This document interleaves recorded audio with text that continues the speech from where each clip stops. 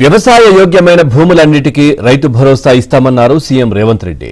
వ్యవసాయ యోగ్యం కాని భూములకు రైతు భరోసా ఇవ్వబోమన్నారు. ప్రతి ఎకరాకు 12,000 చొప్పున ఇస్తామన్నారు. సంక్రాంతి నుంచి కొత్త రేషన్ కార్డులను జారీ చేస్తామన్నారు. రైతులకు ఒక శుభవార్త వినిపించాలని ఈ మంత్రివర్గ సమావేశంలో సహచరులందరి సూచనల మేరకు ఈరోజు నిర్ణయం తీసుకోవడం జరిగింది. రైతు భరోసా కార్యక్రమంలో భాగంగా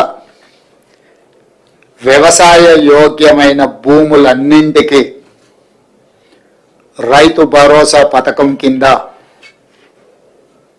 నిధులను ఇవ్వడం జరుగుతుంది.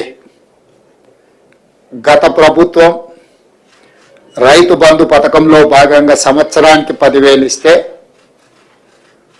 మా ప్రభుత్వం ప్రజాపాలనలో రైతులందరికీ సంవత్సరానికి 12,000 రూపాయలు ఇవ్వాలని నిర్ణయం తీసుకున్నది.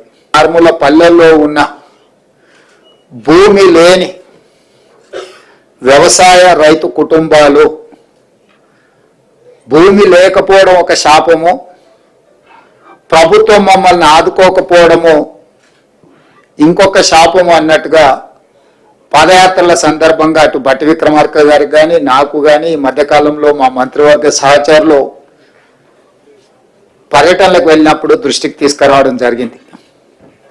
అందుకే మా ప్రభుత్వం భూమి లేని వ్యవసాయ కుటుంబాలకు ప్రతి సంవత్సరానికి 12,000 రూపాయలు వాళ్ళకు కూడా ఇవ్వాలి, వాళ్ళు కూడా మన సమాజంలో మనలో భాగమే అని గుర్తించి ఈ పథకాన్ని అమలు చేయాలని నిర్ణయం తీసుకున్నది. ఈ పథకానికి ఇందిరమ్మ ఆత్మీయ భరోసా పథకం అని చెప్పి నామకరణం చేయడం జరిగింది. చాలా సంవత్సరాల నుంచి రేషన్ కార్డుల సమస్య పేదవాళ్ళను పట్టి పీడిస్తుంది.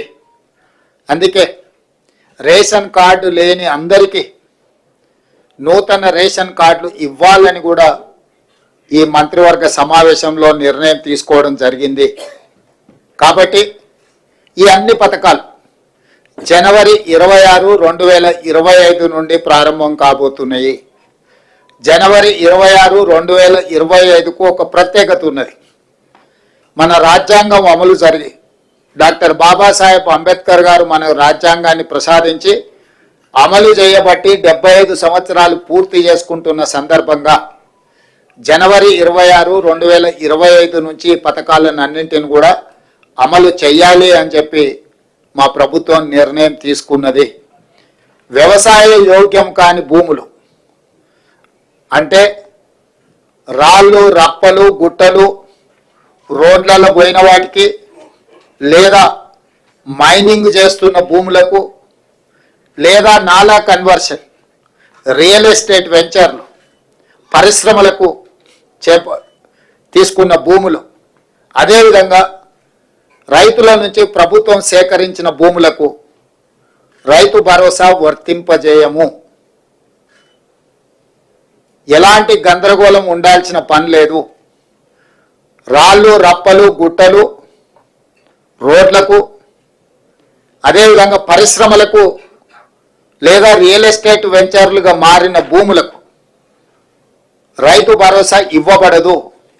దీనికి సంబంధించి మా రెవెన్యూ అధికారులు గ్రామాల వారీగా సమాచారాన్ని సేకరించి గ్రామ సభల ద్వారా ప్రజలకు వివరించడం జరుగుతుంది.